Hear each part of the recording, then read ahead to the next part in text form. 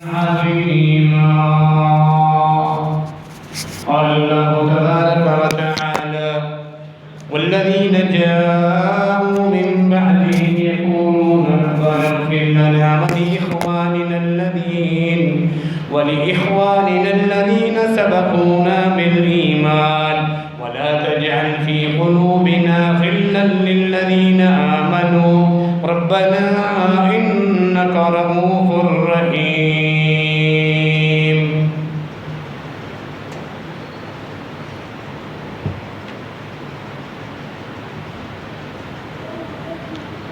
سورہ الحشر کی ایک آیت مبارکہ آپ کے سامنے تلاوت کی ہے.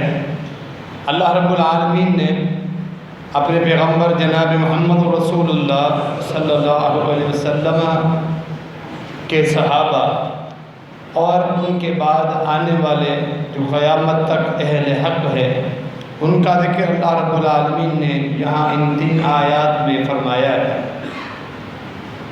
ہجرت کرنے والے مہاجرین اور پھر انہیں جگہیں دینے والے یثرب میں مدینہ منورہ میں انصار، اور پھر ان انصار کے بعد قیامت تک آنے والے وہ لوگ جو اپنے دلوں میں مہاجرین اور انصار کی محبت رکھتے ہیں، ان کے لیے کلمہ خیر ادا کرتے ہیں، ان کے لیے درجات کی بلندی کی دعائیں کرتے رہتے، وہ اہل حق ہیں. یہی مفہوم اللہ رب العالمین نے سورہ التوبہ آیت نمبر 100 میں بیان فرمایا ہے. مہاجرین، انصار، والذین اتبعوہم بإحسان، قیامت تک آنے والے وہ لوگ جو ان کے نقش قدم پر چلے، جن کا عقیدہ اور ان کے دین کے اصول اور ان کا منہج وہی ہوگا جو مہاجرین اور انصار کا. تو اس آیت مبارکہ میں جو سورہ حشر کی ہے، صحابہ یعنی کہ مہاجرین اور انصار کے بعد تابعین، تبع تابعین، ائمہ، محدثین، ان کے نہج پر چلنے والے، ان کے طریقے پر چلنے والے، قیامت تک آنے والے وہ لوگ، والذین جاءوا من بعدہم، اور جو ان کے بعد آئے وہ اللہ رب العالمین سے یہ دعائیں کرتے رہتے ہیں. یقولون ربنا اغفر لنا ولإخواننا الذین سبقونا بالایمان، اے اللہ تو ہمیں بھی بخش دے اور ہمارے ان تمام بھائیوں کو بھی بخش دے جو ہم سے پہلے ایمان کے ساتھ گزر چکے. اس میں تمام صحابہ، تابعین اور اہل حق شامل ہیں. سب کو اللہ تو بخش دے اور ہمارے دلوں میں ان عظیم ہستیوں کے متعلق بغض مت پیدا کر، یعنی ہمارے دل ان کے لیے صاف ہونے چاہیے، دینی محبت سے ہمارے دل سرشار ہونے چاہیے ان کے لیے. اے اللہ تو بڑا ہی مہربان ہے اور بڑا ہی رحیم. تمام کے تمام صحابہ کرام امت کے لیے نور اور روشنیوں کا سبب ہے. نبی علیہ السلام کا پورا دین جو امانت کے طور پہ صحابہ کرام کے حوالے کیا گیا، تمام صحابہ کرام نے وہ امانت کو من و عن، اس امانت کو امت تک پہنچایا. ہر ایک صحابی تقویٰ، عقیدہ توحید اور سنت کی محبت پر عمل کرنے کے لیے ایک سمندر کے ساتھ آپ اس کی تشبیہ دے سکتے ہیں، آسمان کے ساتھ تشبیہ دے سکتے ہیں، پہاڑوں کے ساتھ تشبیہ دے سکتے ہیں.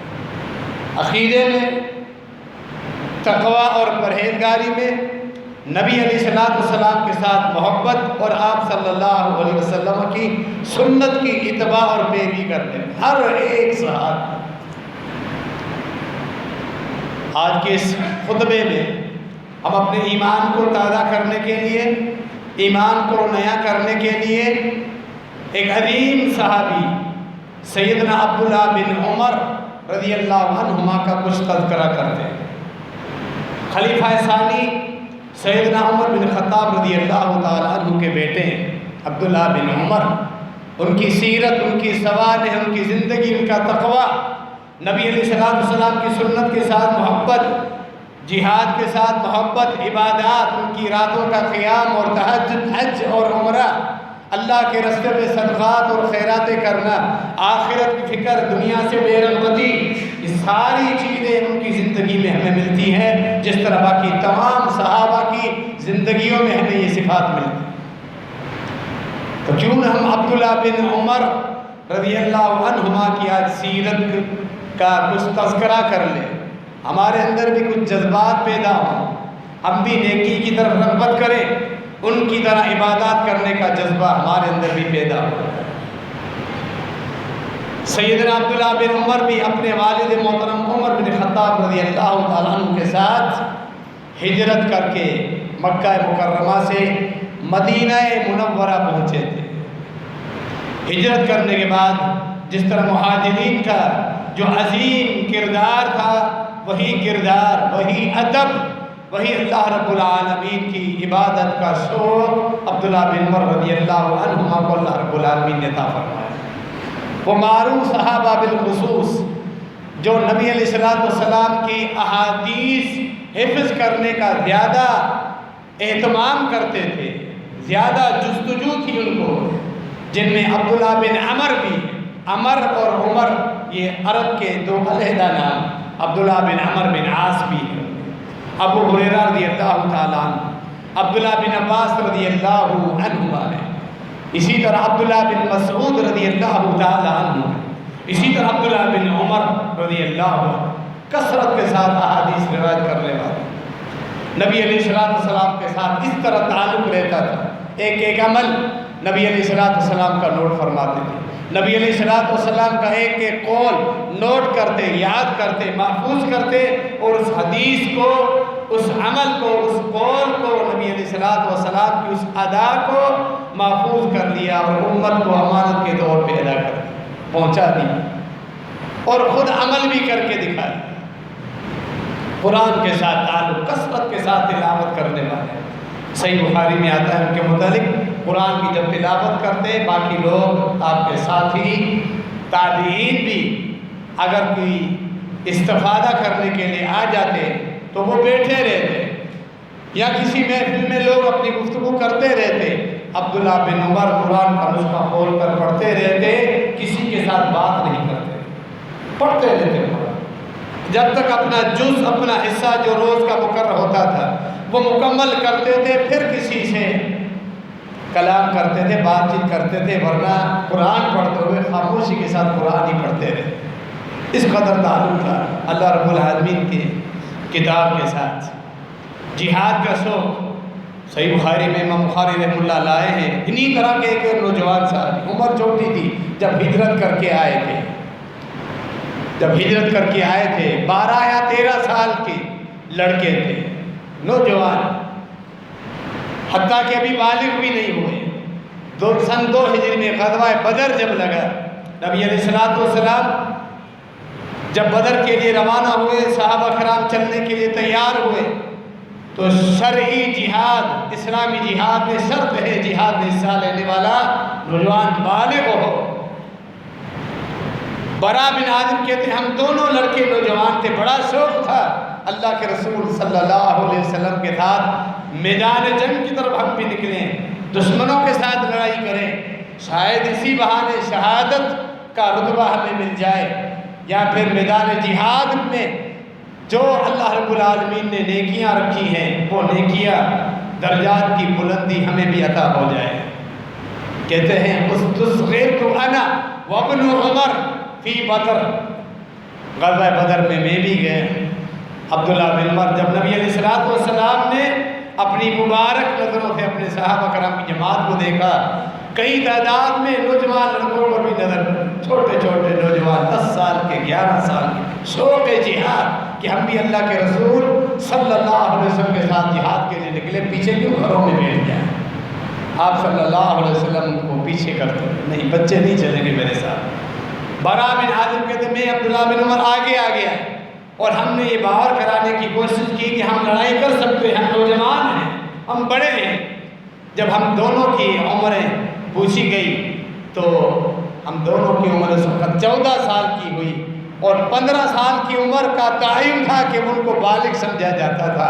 14 سال والوں کو چھوٹا بنا کر سمجھ کے چھوڑا گیا، اور میں بھی پیچھے رہ گیا، عبداللہ بن عمر بھی پیچھے رہ گیا، ورنہ شوق تھا عبداللہ بن عمر کو بھی کہ ہم آگے ضرور جائیں۔ اس کے بعد سے پھر غزوہ احد میں جب بالغ ہو چکے 15 سال، سارے جنگوں میں تمام جہاد میں شرکت، صحابہ کرام میں بالخصوص ان صحابہ کرام کا بھی ایک خصوصی شرف ہے، آپ سنتے رہتے ہیں، جن کو اکثر جنگوں میں اور جہاد میں نبی علیہ السلام کے ساتھ شرکت کرنے کا شرف حاصل ہوا۔ غزوہ بدر کے بعد عبداللہ بن عمر رضی اللہ عنہ تمام جنگوں میں شرکت کیا کرتے تھے۔ علم کے ساتھ تعلق، نبی علیہ السلام کے ساتھ تعلق، احادیث جمع کرنے کا شوق، اور پھر اللہ رب العالمین نے جو فہم اور فراست عطا فرمائی تھی۔ ظاہر ہے عمر بن خطاب کے بیٹے تھے وہ عمر، جب اللہ کے رسول صلی اللہ علیہ وسلم کو مشورہ دیتے تھے، اللہ تعالیٰ اس مشورے کو قرآن بنا کر اپنی کتاب میں نازل فرما دیتے تھے۔ اب بھی کئی آیات ان کے والد عمر فاروق رضی اللہ تعالیٰ عنہ کی موجود، جو اللہ نے جس کو قرآن بنا کے بھیجا، جو ہم پڑھتے ہیں سنتے ہیں، ایک ایک حرف میں 10 نیکیاں انشاءاللہ حاصل کرتے ہیں۔ وہ عمر بن خطاب، کیا شان تھی، کیا مقام تھا، جن کے محلات کو اللہ کے رسول صلی اللہ علیہ وسلم زندگی میں ہی جنتوں کی جب سیر کرنے گئے تو عمر بن خطاب کے محلات کو بھی دیکھ کر آئے تھے، خوشخبریاں کئی مرتبہ زبان نبوت سے جنتی ہونے کی خوشخبری۔ اس عظیم شخصیت کے بیٹے ہیں عبداللہ بن عمر رضی اللہ عنہ۔ امام بخاری رحمہ اللہ کتاب العلم میں اور دیگر مقامات میں ایک حدیث لائے ہیں، اللہ کے رسول صلی اللہ علیہ وسلم ایک مرتبہ بیٹھے ہوئے تھے، تشریف فرما تھے، آپ کے صحابی حلقہ لگا کر آپ کے چاروں طرف بیٹھے ہوئے تھے، آپ کے تمام صحابہ۔ نبی مکرم جناب محمد رسول اللہ صلی اللہ علیہ وسلم نے سوال کیا۔ آج آپ صلی اللہ علیہ وسلم نے آزمانا چاہا، اپنے ساتھیوں کو امتحان لینا چاہا، آج میں ان کا امتحان لیتا ہوں۔ فرمایا مجھے بتاؤ، ایک درخت ہے جس کی تشبیہ مومن کے ساتھ ہے، اس کی جڑیں مضبوط ہوتی ہیں اور اس کی شاخیں آسمانوں تک پہنچتی ہیں، سارا ہی سال اس کا پھل تم کھاتے رہتے، ہمیشہ اس سے فائدہ ہو، اس کی شاخوں سے بھی فائدہ، اس کی چھاؤں سے بھی فائدہ، جڑیں مضبوط اور اس کے پتے، اس کی شاخیں آسمانوں تک، بلندیوں تک پہنچتی ہیں، ہمیشہ تر و تازہ اور ہرا بھرا رہتا ہے۔ فرمایا مومن بھی ایسے، وہ درخت کون سا ہے؟ جب یہ سوال ہوا نبی علیہ السلام نے یہ پہلی پوچھی ہے۔ عبداللہ بن عمر کہتے ہیں اس محفل میں میرے والد محترم عمر بن خطاب رضی اللہ تعالیٰ عنہ بھی موجود تھے، سیدنا ابو بکر صدیق رضی اللہ عنہ بھی موجود تھے، دیگر عظیم صحابہ کرام موجود تھے، میں چھوٹا نوجوان۔ اتفاق یہ ہوا کہ کسی صحابی کے ذہن میں اس درخت کا نام نہیں آیا، میرے ذہن میں جواب آیا کہ وہ کھجور کا درخت ہے۔ یہ جو صفات آپ صلی اللہ علیہ وسلم نے بتائی ہے، یہ ساری صفات کھجور کے درخت میں پائی جاتی ہیں۔ میں بتانے ہی والا تھا، لیکن میں نے دیکھا کہ چھوٹا منہ بڑی بات، میں چھوٹا ہو کر ان بڑی شخصیات کے مقابلے میں خود اٹھ کر میں جواب دوں اور ان سے اپنے آپ کو میں بڑا ثابت کرنے کی کوشش کروں، یہ ادب کے خلاف۔ ان صحابہ کرام کو اس طرح ادب کی بھی تربیت دی گئی تھی، کس طرح بڑوں کے ساتھ محفل میں بیٹھتے ہیں اور کب بات کرتے ہیں، کب خاموش رہتے ہیں۔ بڑوں کا بھی ادب ہے ہمارے دین میں، ہماری شریعت میں۔ فرمایا میں دل میں بات رکھ کے بیٹھ گیا، کسی صحابی نے جواب نہیں دیا۔ بالآخر اللہ کے رسول صلی اللہ علیہ وسلم نے خود بتایا کہ وہ کھجور کا درخت ہے، وہی جواب جو میرے دل میں آیا۔ ایک مومن ہر وقت آپ کو فائدہ ہی دے گا، اس سے نقصان نہیں پہنچے، اس کی ایمان کی جڑیں مضبوط ہوتی ہیں، اس کے عمل کی شاخیں آسمانوں تک پہنچتی ہیں۔ مومن بھی اسی طرح ہر وقت فائدہ ہے، ہر وقت ہرا بھرا رہتا ہے، اللہ کے ساتھ تعلق، پریشانیاں آئیں، دنیاوی معاملات آئے، بیماری ہے خود اپنے جسم میں، اولاد میں بیماری ہے، مالی تنگی، یہ سب دنیاوی معاملات ایک جگہ، اللہ کے ساتھ تعلق اس کا ہمیشہ تر و تازہ رہتا ہے۔ اس کی ایمان کی شاخیں ہمیشہ سبز اور ہری رہتی، خشک نہیں ہوتی ایمان کی شاخیں مومن، چاہے دنیا ساری چھن جائے، چاہے دنیاوی اسباب نہیں، اللہ سے کبھی وہ مایوس نہیں ہوتا، نا امید نہیں ہوتا۔ جس طرح کھجور کا درخت ہر وقت ہرا بھرا رہتا ہے، یہی مومن کی مثال ہے، ہر وقت تمہیں فائدہ دے، کبھی اس سے نقصان نہیں پہنچے گا۔ مجلس ختم ہوئی، میں نے اپنے والد محترم سے کہا ابا جان یہ جواب میرے دل میں آ گیا تھا، میں نے بتایا نہیں۔ آپ کے ادب میں، ابوبکر صدیق رضی اللہ تعالیٰ عنہ کے ادب میں مجھے مناسب نہیں لگا۔ کہا والد محترم عمر بن خطاب نے بیٹا اگر آپ بتا دیتے تو میرے لیے یہ خوشی کی انتہا ہوتی، سرخ اونٹوں سے زیادہ مجھے خوشی۔ عرب میں سرخ اونٹ، سرخ رنگ کا اونٹ بڑی قیمتی چیز سمجھی جاتی ہے، بڑی قیمتی چیز، اگر وہ مجھے مل جاتے اتنی خوشی نہیں ہوتی جتنی خوشی اس بات پر ہوتی اس بڑی محفل میں اللہ کے رسول صلی اللہ علیہ وسلم کے سوال کا جواب میرے بیٹے نے دیا ہے، مجھے اس پر خوشی ہے۔ یہی عبداللہ بن عمر رضی اللہ عنہ فرماتے ہیں شادی سے پہلے نوجوان تھا، ابھی شادی نہیں ہوئی تھی، مسجد میں سو جایا کرتا تھا۔ میں دیکھتا امام بخاری رحمہ اللہ صحیح بخاری میں کتاب التعبیر عنوان قائم کیا ہے، اس میں حدیث لا ہے، عبداللہ بن عمر خود روایت کرتے ہیں فجر نماز کے بعد اللہ کے رسول صلی اللہ علیہ وسلم جب صحابہ کرام کی طرف اپنا چہرہ مبارک پھیرتے تو پوچھتے کسی نے کوئی خواب دیکھا ہے؟ جب آپ کے کسی صحابی نے خواب دیکھا ہوتا وہ خواب بتاتا اور آپ صلی اللہ علیہ وسلم اس خواب کی تعبیر فرماتے۔ میرے دل میں یہ خواہش اور امنگ پیدا ہوئی کاش کہ اللہ مجھے بھی کوئی اچھا خواب دکھائے اور میں اللہ کے رسول صلی اللہ علیہ وسلم کو خواب بتاؤں اور آپ صلی اللہ علیہ وسلم اس خواب کی تعبیر کریں، میری بھی بڑی خواہش ہے۔ امام بخاری رحمہ اللہ نے کتاب التعبیر نے یہ عنوان قائم کیا۔ عنوان قائم کرنے کا مطلب ہے یہ مسئلہ اخذ کیا ہے کہ اچھے خواب دیکھنے کی خواہش کرنا درست ہے، انسان خواہش کرے، یہ تمنا ہونی چاہیے اللہ مجھے نیک بشارتیں دے، خوابوں کی ضرورت، اچھے خواب دے۔ یہ اللہ رب العالمین کی بندے کے ساتھ ایک محبت کی علامت کہ خوش تعلق ہے تمہارا رب کے ساتھ کہ اللہ نے تمہیں اتنا خوبصورت اور اچھا خواب دکھا دیا۔ یہ میری خواہش، بالآخر اللہ نے میری خواہش پوری کی۔ خواب کے دو حصے تھے جو عبداللہ بن عمر رضی اللہ عنہ نے دیکھا۔ کہتے ہیں میں خواب دیکھا، مسجد میں سویا ہوں، خواب کی صورت میں میں نے دیکھا دو آدمی آتے ہیں، گویا کہ دونوں فرشتے ہیں، مجھے بالوں سے پکڑ کر اٹھاتے ہیں اور کسی وادی میں، میدان ہیں، پہاڑ ہیں، گھاٹیاں ہیں، درمیان میں سے لے کر جا رہے ہیں۔ سامنے ایک بہت بڑا کنواں ہے، اس کنویں کے اندر آگ جل رہی ہے اور مجھے خواب میں اعلان ہوتا ہے کہ یہ جہنم بھی کنویں کی صورت میں گہری ہے نا۔ اللہ رب العالمین ہم سب کو جہنم کی روح سے قیامت کے دن محفوظ رکھے۔ مجھے وہ دونوں فرشتے اس کنویں کے قریب لے کر جا رہے، اتنا قریب لے کر گئے میں نے اس کے اندر جھانک کر دیکھا اور میں نے کچھ لوگوں کو پہچانا، مکے کے مشرکین کو جو اس کے اندر جل رہے تھے، انہیں عذاب دیا جا رہا۔ یہاں تک میں پہنچا، خواب میں ڈر گیا، میری حالت بہت خراب تھی کہ مجھے بھی اسی طرف لے کر جا رہے ہیں۔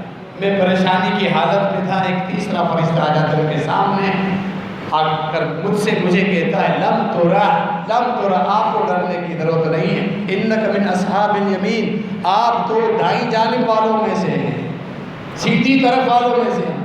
ان دونوں فرشتوں کو وہ حکم دیتے ہیں ان کو سیدھی جانب لے کر، پھر وہ مجھے جہنم کے راستے سے ہٹا کر سیدھی جانب لے کر جائے۔ دوسرا حصہ وہاں شروع ہوتا ہے، اپنے آپ کو جنت میں دیکھتا ہوں۔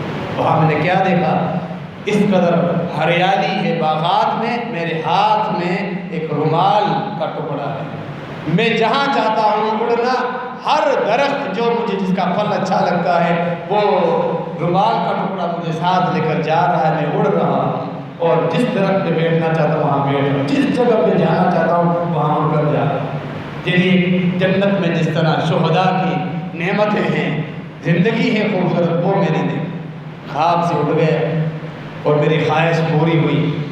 میں نے اپنی بہن حفصہ ام المومنین رضی اللہ عنہا کو خواب بتایا کہ اللہ کے رسول صلی اللہ علیہ وسلم کو یہ خواب بتا اور تعبیر پوچھنا کرا۔ یعنی اس سے بھی پتہ چلا کہ عمر بن خطاب کی بیٹی حفصہ نبی علیہ السلام کی گھر والی تھی. تو عبداللہ بن عمر، کیونکہ تمام گھر والیاں نبی علیہ السلام کی تمام اہل ایمان کی مائیں ہیں. حفصہ رضی اللہ عنہ ہماری والدہ ہے، تو ان کے بھائی ہمارے ماموں عبداللہ بن عمر کے ساتھ ہمارا ایک بھی تعلق، وہ ہمارے روحانی پوری امت کے اہل ایمان کے روحانی ماموں بھی ہیں، کیونکہ وہ حفصہ ام المومنین رضی اللہ عنہ کے بھائی بھی تھے.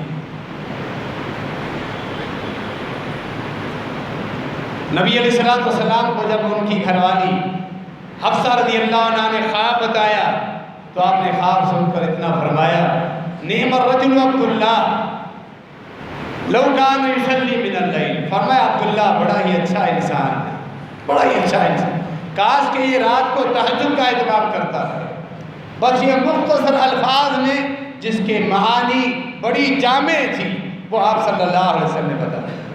محدثین کی بھی نظر دیکھیں، پیغمبر اکرم صلی اللہ علیہ وسلم کے ایک ایک لفظ پر، ایک ایک حدیث پر وہ امت کے لیے کتنے فقہی معاملات آسان کرتے تھے. امام بخاری رحمہ اللہ نے ان لفظوں سے اس مسئلے کو ثابت کیا کہ اس کا مفہوم یہ تھا، عبداللہ بن عمر کو جہنم سے بچا کر جنت کی طرف لے جایا گیا ہے. اس کے اگر اس خواب کو حقیقی طور پہ وہ تصدیق کرنا چاہتے، واقعتاً ایسا ہو، تو وہ تہجد کی نماز کا اہتمام کرے. امام بخاری رحمہ اللہ یہی واقعہ تہجد رات کی نماز کے فضائل میں بھی لائے ہیں. آپ کو معلوم ہے فرائض کے بعد نوافل میں، نفلی نماز میں سب سے اعلیٰ اور افضل تہجد کی نماز ہے. نفلی نماز فرائض کے بعد، کیونکہ فرائض کے مقابلے میں کوئی نفلی عبادت نہیں.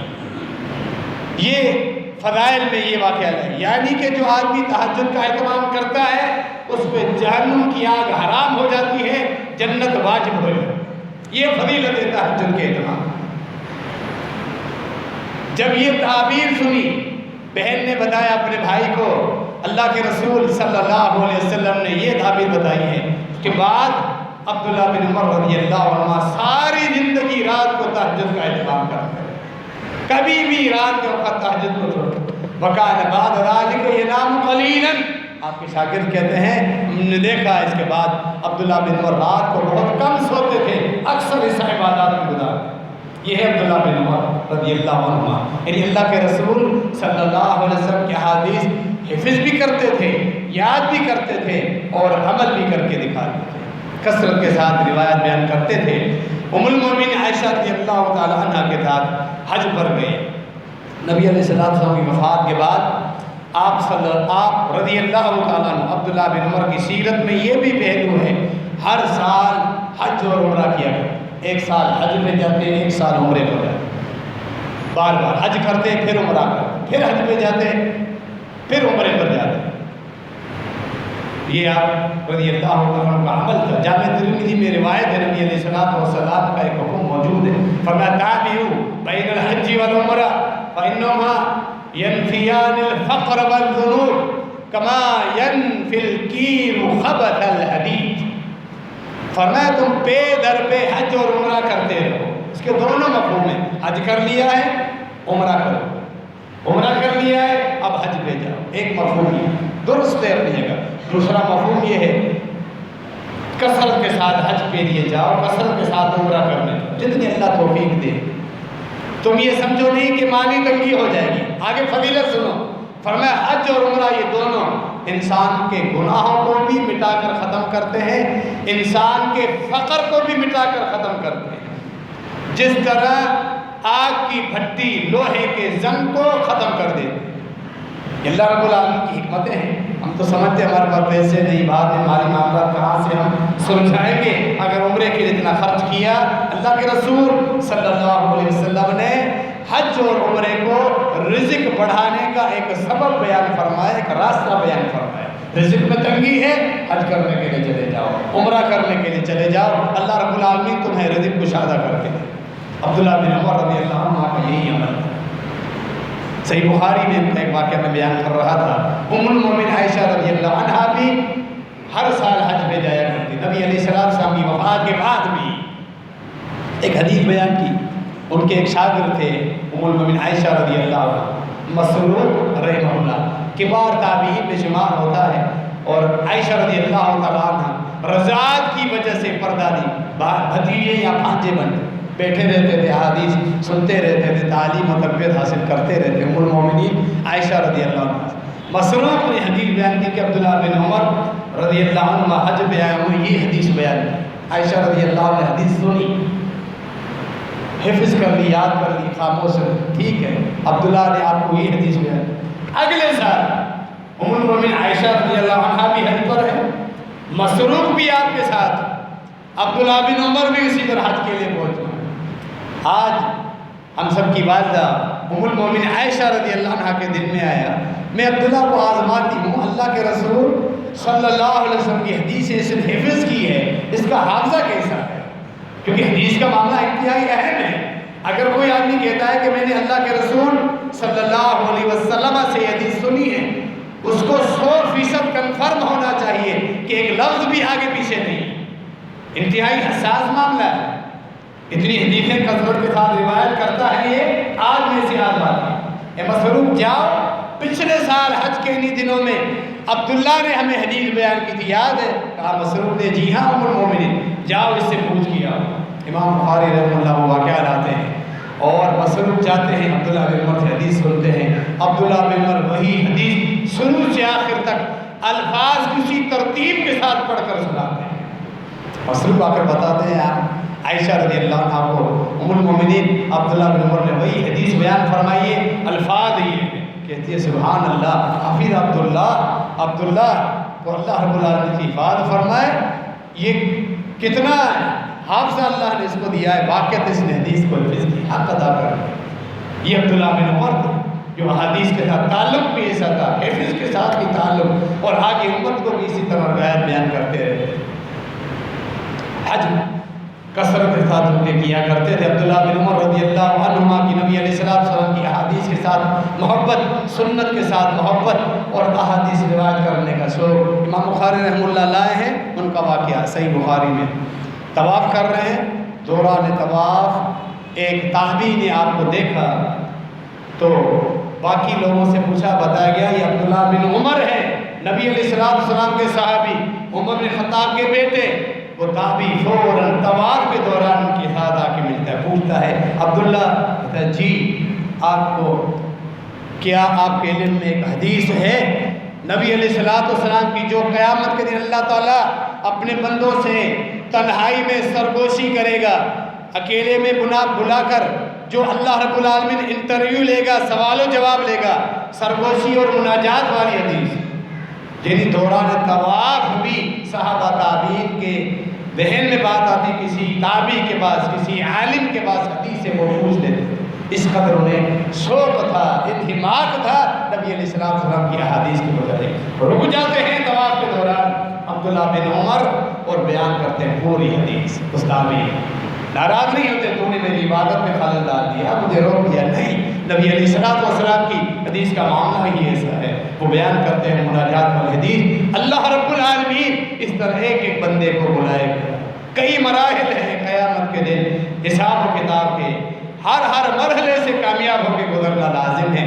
اللہ رب العالمین ہمارا بھی حساب سارے مراحل قیامت کے دن آسان فرماتے ہیں۔ ان مراحل میں ایک مرحلہ یہ بھی اللہ رب العالمین اکیلے بلا کر وَكُلُّهُمْ آتِيهِ يَوْمَ الْقِيَامَةِ فَرْدًا، سورہ مریم میں اللہ نے فرمایا تم میں سے ہر ایک رب کے سامنے اکیلا بھی پیش ہوگا، ہر ایک۔ اللہ پھر پوچھے گا زندگی کے مطابق، ایک مومن آئے گا، اللہ اس سے ہونے والے سرزد ہونے والے اس سے گناہوں سے یاد دلائے گا، تو نے یہ گناہ کیا، وہ کانپ جائے گا، اس کے سامنے بھی جہنم، دائیں بائیں جہنم کی نظارے کانپ رہا ہوگا، جی ہاں اللہ مجھ سے یہ گناہ ہوئے، اللہ فرمائے گا اس مومن بندے سے، اے میرے بندے دنیا میں نے تیری پردہ پوشی کی تھی، آج بھی تیرے گناہ چھپا کر تیرے حساب کتاب کا صحیفہ لپیٹ کر تجھے جنت کی طرف روانہ کر رہا ہوں، اس کو جنت کی طرف لے جایا جائے۔ یہ ہے آسان حساب جس کے متعلق رسول اللہ صلی اللہ علیہ وسلم اکثر یہ دعا کرتے تھے، اللہم حاسبنی حسابا یسیرا، اے اللہ میرا حساب آسان فرما، یہی آسان ہے۔ اللہ رب العالمین ہم سب کا حساب آسان فرما۔ عبداللہ بن عمر رضی اللہ عنہ کے پاس حج کے دوران ایک آدمی ہے اور کہا حجر اسود کو بوسہ دینا سنت ہے؟ فرمایا جی ہاں۔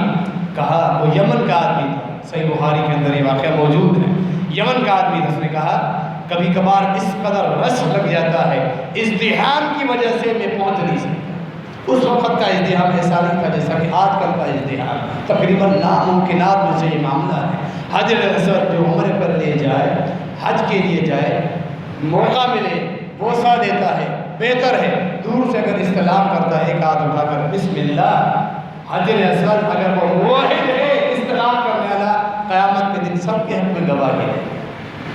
تو عبداللہ بن عمر کے سامنے جب یہ حضور رکھا گیا، انتہائی ازدحام زیادہ ہوتا ہے، فرمایا اجعل ارائیت فی الیمن، فرمایا یہ ازدحام بھلا یہ ہو جائے، بھلا یہ ہو جائے، یہ یمن میں چھوڑ کے آؤ۔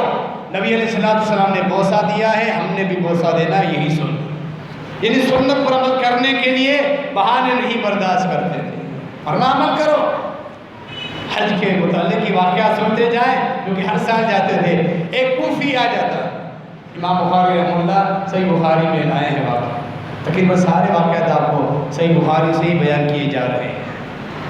ایک کوفی آ جاتا ہے، کہتا ہے عبداللہ اگر احرام کے دوران مچھر مجھ سے مر جائے، مچھر آ کے بیٹھا، میں نے اس سے پھڑ مارا اور وہ مر گیا، وہ چپک گیا، کیا میرا احرام درست ہے؟ تو ناراض ہوں، یعنی ایک تکلف ہے، ایک خام کھا کر تمہارا جو سوال ہے، ہمارے دین میں اتنی سختی نہیں، لیکن جو اہل بیت کے ساتھ محبت تھی اس وقت اس محبت نے انگڑائی۔ فرمایا کہ یہ کوفی مجھ سے، جو صاحب باقی ساتھی آپ کے شاگرد موجود تھے، فرمایا دیکھو اس کوفی کو، دیکھو اس کوفی کو، مجھ سے سوال کر رہا ہے مچھر کے متعلق۔ ان ظالموں نے اللہ کے نبی علیہ السلام کے بیٹے کو قتل کر دیا، وہاں ان کے کانوں میں جوں تک نہیں رینگی، اور آج مجھ سے مچھر کے متعلق سوال کر۔ یہ محبت تھی اللہ کے رسول صلی اللہ علیہ وسلم کی اہل بیت کی۔ صحابہ کرام کے نزدیک سیدنا حسین رضی اللہ تعالیٰ کو شہید کرنے والے کوفی تھے، صحیح بخاری کا واقعہ ہے۔ فرمایا ظالم کو عبداللہ بن عمر رضی اللہ عنہما نبی علیہ السلام کی ایک ایک سنت پر عمل کرتے ہیں۔ آپ کی محفل میں ایک آدمی بیٹھا ہوا تھا، ابو داؤد میں آپ کا واقعہ موجود ہے، یہ واقعہ ابو داؤد میں ہے۔ چھینک آئی، اس نے کہا الحمدللہ رب العالمین والصلاۃ والسلام علی رسول اللہ۔ عبداللہ بن عمر نے انتہائی سخت الفاظ سے اس کو ڈانٹا، کہا اے عبداللہ آپ صحابہ رسول، مجھے چھینک آئی ہے، میں نے الحمدللہ کہا ہے اور اللہ کے نبی علیہ السلام پر درود شریف پڑھا ہے۔ فرمایا اس موقع پر اللہ کے رسول صلی اللہ علیہ وسلم نے ہمیں درود پڑھنا نہیں سکھایا، یہی دین ہے، یہی عبادت ہے اگر کوئی سمجھ سکے، جو صحابہ کرام کا طریقہ اور منہج تھا۔ فرمایا اس موقع پر جب چھینک آئے، حکم یہ ہے، تعلیم یہ ہے، صرف الحمدللہ کہو، سننے والا دعا دے یرحمک اللہ، دوبارہ چھینک دینے والا پھر کہے یہدیکم اللہ ویصلح بالکم۔ یہ تعلیم اللہ کے رسول صلی اللہ علیہ وسلم نے ہمیں دی ہے، یہ تعلیم نہیں دی چھینک آئے تو پورا جملہ اپنی طرف سے الفاظ کہو، الحمدللہ رب العالمین والصلاۃ والسلام علی رسول اللہ۔ ورنہ درود کثرت سے پڑھنا یہ عبادت ہے، جب آئے پڑھو، ایک حالت کو مختص کر دینا عبادت کے طور پہ، جس کو شریعت نے مختص نہیں کیا، یہی سے بدعت کے راستے کھولتے ہیں۔ یہ سبق دیا ہے عبداللہ بن عمر رضی اللہ عنہ۔ حج پر جاتے تھے، نبی علیہ السلام کے سفر کو یاد رکھتے، جس جگہ آپ صلی اللہ علیہ وسلم نے نماز پڑھی، جہاں آرام فرمایا، جہاں پڑاؤ کیا، جہاں حاجت کے لیے گئے، عبداللہ بن عمر کو وہ جگہیں یاد، حتیٰ کہ سفر کے دوران حاجت نہیں ہوتی تھی، آپ کے شاگردوں نے ان کی سفر کی رجحانات بیان کی، لوٹا پانی کا اٹھا کے چلے جاتے تھے، تھوڑی دیر بیٹھ کر آ جائے، نبی علیہ السلام کی سنت کے عمل کرتے۔ حالانکہ یہ چیزیں اہل علم کا اتفاق ہے، امت کے لیے مشروع نہیں، عبادات میں تعلق نہیں، لیکن انتہائی محبت تھی نبی علیہ السلام کی، ایک ایک ادا اور سنت کے ساتھ کسی بھی عمل کو چھوڑتے نہیں تھے۔ یہ ہے عبداللہ بن عمر رضی اللہ عنہ۔ امام بخاری رحمہ اللہ کے سفر کا واقعہ لاتے ہیں، شاگرد ساتھ تھے، رات کا وقت تھا، دونوں اپنی اونٹنیوں کو تیزی کے ساتھ دوڑاتے ہوئے جا رہے، سفر میں تھے، کسی نے آ کے پیغام پہنچایا آپ کی گھر والی کی طبیعت انتہائی ناساز ہے، آپ جلدی واپس پہنچے، اپنے اونٹ کو جلدی جلدی دوڑاتے ہوئے مدینے کی طرف جا رہے تھے۔ تھوڑی دیر میں دیکھا کہ میرے جو شاگرد میرے ساتھ دوسری اونٹی پر تھے وہ نہیں۔ آپ بہرحال سفر آگے کرتے گئے، شاگرد دوبارہ اونٹی کو تیز بھگاتا ہوا آپ کے پاس آ کے ملا۔ پوچھتے ہیں کہاں چلے گئے، کہاں رہ گیا تھا؟ کہنے لگا کہ میں نے وطر کی نماز ادا نہیں کی تھی، تو میں نے اونٹی کو روکا اور وطر نماز پڑھی اور پھر اونٹی پہ چڑھ کے پھر آپ کے ساتھ آئی۔ اس پر بھی ناراض۔ الیس فیک اسوۃ حسنۃ فی رسول اللہ، کیا اللہ کے رسول صلی اللہ علیہ وسلم کا طریقہ سنت تمہارے لیے قابل اقتداء نہیں؟ کیا تمہارے لیے کافی نہیں؟ وہ شاگرد پریشان ہے، فرمایا اللہ کے رسول صلی اللہ علیہ وسلم نفل نماز سواری پر پڑھ لیتے تھے، وطر بھی سواری پر پڑھی، آپ سواری سے اتر کر کیوں پڑھ رہے ہیں؟ جبکہ اللہ کے نبی صلی اللہ علیہ وسلم وطر نماز سواری پر ہی پڑھ لیتے تھے، کیا نبی علیہ السلام کی سنت تمہارے لیے کافی نہیں؟ ناراض ہو گئے اس آدمی پر، اپنے شاگرد پہ، عبداللہ بن عمر رضی اللہ عنہ۔ جذبات تھے عبداللہ بن عمر رضی اللہ عنہ، ساری زندگی کی طرف اپنے شاگرد نافع، معروف شاگرد ہے، محدثین میں نافع رحمہ اللہ کا شمار ہوتا ہے، کثرت کے ساتھ روایت کرتے ہیں، اور عبداللہ بن عمر کی اکثر روایت بیان کرنے والے وہی ہیں۔ جب ایک آیت اتری، مصنف ابن ابی شیبہ وغیرہ میں واقع آتا ہے، لن تنالوا البر حتى تنفقوا مما تحبون، نیکی کے اعلیٰ مقام پر تم جب پہنچو گے جب اپنی من پسندیدہ چیزوں کو اللہ کے لیے قربان کر دو گے، یہ ہے نیکی، تقویٰ کا اعلیٰ مقام۔ عبداللہ بن عمر رضی اللہ عنہ بعد میں اللہ نے فراوانی دی، باندیوں میں سے انتہائی خوبصورت اور نوجوان کنیز تھی، باندی تھی۔ آج اس آیت کو پڑھا، قرآن کا سر پڑھتے تھے، تھوڑی دیر رکے اور پھر فوراً جاتے ہیں اپنی اس باندی کو آزاد کر دیتے، جو سب سے زیادہ خوبصورت تھی، نوجوان تھی۔ اب مجھے سب سے زیادہ محبت بھی اسی اپنی کنیز کے ساتھ ہے، اس لونڈی کے ساتھ ہے، اسے آزاد کر دیتے ہیں۔ پھر کہ یہی شاگرد جو محدث سے نافع رحمہ اللہ، اسی سے پھر نکاح کرتے ہیں۔ یہ عمل، یہ جذبات تھے۔ نافع کہتے ہیں کہ عبداللہ بن عمر رضی اللہ عنہ کبھی بھی اکیلے بیٹھ کر کھانا نہیں کھاتے، جب بھی کھانے کا موقع آتا ہے تو مجھے کہتے ہیں جاؤ باہر دیکھو کوئی ضرورت مند مسکین یتیم مل جائے، اس کو ساتھ لے کر آؤ، اس کے ساتھ بیٹھ کر کھانا کھاتے۔ آج بھی اس میں لوگوں کے پاس پیسہ آ جاتا ہے، مدرسے میں پیسے بھجوا دیے، دے گئے بھجوا دیے، اللہ رب العالمین قبول فرمائے، یہ بھی بڑا عمل ہے۔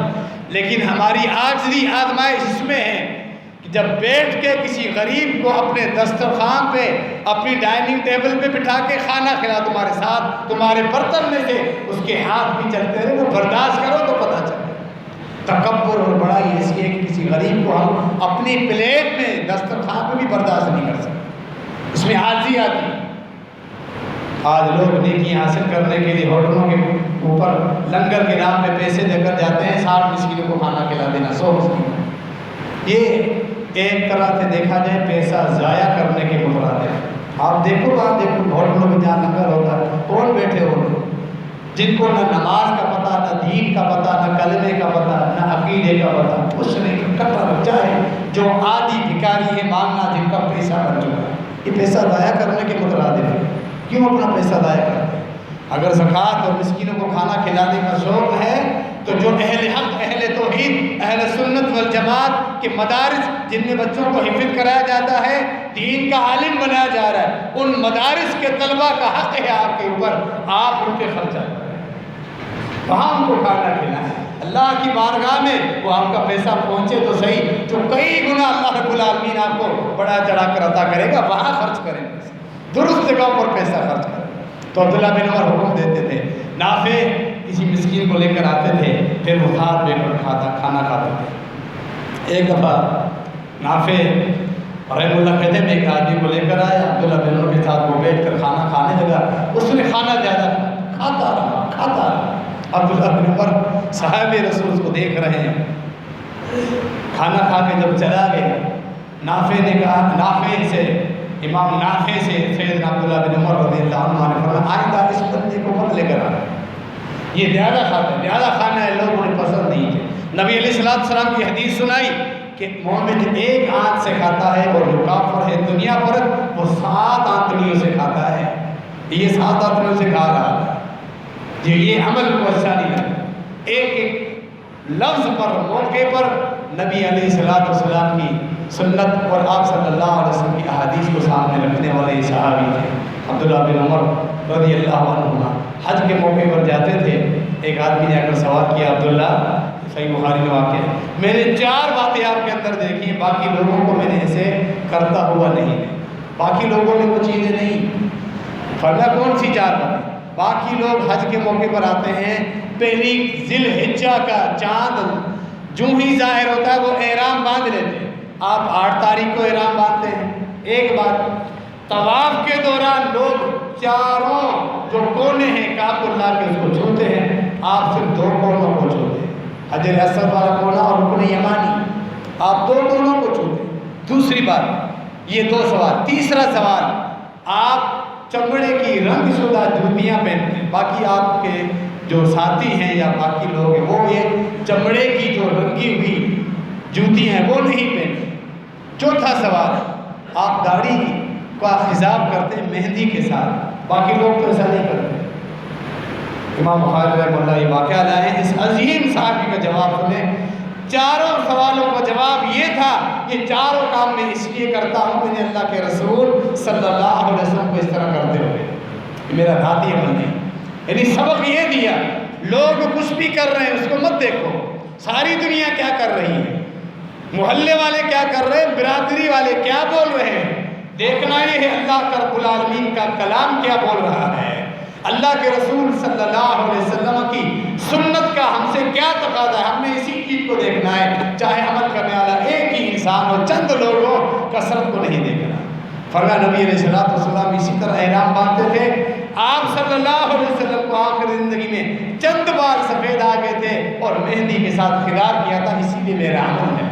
اور چمڑے کی رنگ شدہ جوتیاں نبی علیہ السلام نے پہنی ہیں، میں اسی لیے پہنتا ہوں، اور آپ صلی اللہ علیہ وسلم طواف کے دوران انہی 2 کونوں کو چھوتے تھے، باقی دونوں رکن شامی کو نہیں چھوتے تھے۔ حالانکہ کعبۃ اللہ پورا متبرک ہے، بابرکت جگہ ہے، لیکن نبی علیہ السلام کی سنت اور طریقہ یہ ہے۔ صحابہ کرام کی سیرت کا جائزہ لیں، ہم اپنا جائزہ لیں، ہمارا سنت کے ساتھ کیا تعلق ہے، صحابہ کرام نے ہمیں کیا اسباق سکھلائے، دین کیا ہے، نبی علیہ السلام کی سنت کیسے پہچانی جاتی ہے۔ حدیث بیان کی اپنے بیٹے کو، جامع ترمذی میں واقعہ موجود ہے، بلال رحمہ اللہ تابعین میں شامل ہوتے ہیں، بیٹے کا نام تھا۔ نبی علیہ السلام کی حدیث ہے، حدیث کی اصل صحیح بخاری صحیح مسلم میں موجود ہے، لا تمنعوا اماء اللہ من المساجد ان یصلین، تمہاری گھر کی خواتین اگر مسجد میں پردے کا اہتمام ہے، نماز کے لیے جانا چاہیں، اجازت طلب کریں، انہیں روکو مت۔ اگر پردہ ہے، اہتمام ہے، وہ جانا چاہیں تو روکو نہیں، اللہ کی ان باندیوں کو روکو نہیں۔ بیٹے نے کہا ابا جان میں تو روکو، سیدھا جواب نبی علیہ السلام کی حدیث کے مقابلے کہاں برداشت کرتے ہیں صحابی رسول، اس قدر ناراض ہوئے، فما کلمہ حتی مات، جامع ترمذی میں اضافہ موجود ہے، اپنے اس بیٹے سے پوری زندگی بات نہیں کی حتیٰ کہ فوت ہو۔ بیٹا تھا، نبی علیہ السلام کی ایک حدیث کا انکار کیا، کوئی وجہ اللہ جانتا ہے، بات کرنا گوارا نہیں۔ آج ہم اپنے مسلک کی بنا پر نبی علیہ السلام کی کئی حدیثوں کا انکار کرتے ہیں، صرف اس لیے کہ ہمارے امام کا یہ قول نہیں ہے، ہمارے مسلک میں یہ بات نہیں ہے، اور ہمارے معاملات میں رسومات میں یہ چیز خود ساتھ کا رسومات چل جاتی ہیں، اللہ کے نبی علیہ السلام کی حدیث پر عمل لوگوں سے نہیں۔ محبت رسول کی علامت نبی علیہ السلام کی سنتوں کی اتباع میں ہے، یہ یاد رکھیے۔ عبداللہ بن عمر کی سیرت میں آپ کو بے شمار واقعات ملیں گے، آخر میں ایک واقعہ بیان کرتا، فکر آخرت۔ امام بخاری رحمہ اللہ صحیح بخاری میں وہ واقعہ لائے، ایک جگہ جب نبی علیہ السلام کی وفات کے بعد عہدے اور ذمہ داریاں ایک موقع پر تقسیم ہو رہی تھی، بڑے عظیم صحابہ میں ان کا شمار ہوتا تھا، عبداللہ بن عمر کا اس تقسیم میں عبداللہ بن عمر کو کوئی حق نہیں دیا، پیچھے رکھا گیا۔ برداشت سے بات باہر نکلنے لگی تھی، قریب تھا کہ آپ مجلس میں اٹھ جاتے اور سامنے والے آدمی سے بات کرتے کہ آپ کیا کر رہے ہیں، لیکن دیکھا ابھی اگر میں نے بات کی فتنہ پھیل جائے گا میری وجہ سے، میری رات کی وجہ سے، اور صحابہ کرام اکثر فتنوں سے دور بھاگتے ہیں کہ میری وجہ سے بغاوت ہو جائے، فتنہ پھیل جائے۔ اپنے آپ کو تسلی دی، فَذَكَرْتُ مَا عِنْدَ رَبِّي مِنَ الْجِنَانِ، میں نے یاد کیا اللہ رب العالمین کی جنت کی نعمتوں کا تذکرہ کیا، وہاں کے پھلوں کا، وہاں کے باغات، وہاں کے محلات، حور و غلمان، اللہ کی طرف ملنے والی ٹھنڈک، وہاں کی چلنے والی نہریں، آبشار، ہر قسم کی ہمیش کی والی نعمتیں، میں نے وہ یاد کر کر کے اپنے آپ کو حوصلہ دیا۔ دنیا کی ایک چیز ہے، نہ ملی تو کیا، اللہ کے پاس تو جنتوں میں بڑی بادشاہ ہے۔ یہ سبق دیا عبداللہ بن عمر رضی اللہ عنہما نے پوری امت کو۔ دنیا میں جب بھی کوئی نقصان ہو جائے، صدمہ پہنچ جائے، کوئی خواہش پوری نہ ہو تو یہ دنیا ہے، اصل تمہارا جو ٹارگیٹ ہے، تمہاری جو خواہش ہونی چاہیے اور رب العالمین کی جنت سے بڑھ کر کوئی چیز نہیں۔ دنیا نہ بھی ملے گزارا ہو جائے گا، جنت کے بغیر گزارا۔ سب سے بڑا بدبخت اور سب سے بڑا محروم انسان وہ ہے بد نصیب انسان جو اللہ کی جنتوں سے محروم ہے۔ اللہ رب العالمین محرومیوں سے ہمیں محفوظ رکھے، جہنم کے عذابوں سے محفوظ رکھے، جنت الفردوس میں اللہ ہمیں جگہ عطا فرمائے۔ تمام صحابہ کرام کے نقش قدم پر چلنے کے اللہ ہمیں توفیق عطا فرمائے، ہمارے دلوں میں ان کی محبت اللہ رب العالمین پیدا فرما دے، آمین۔ وما علینا الا البلاغ۔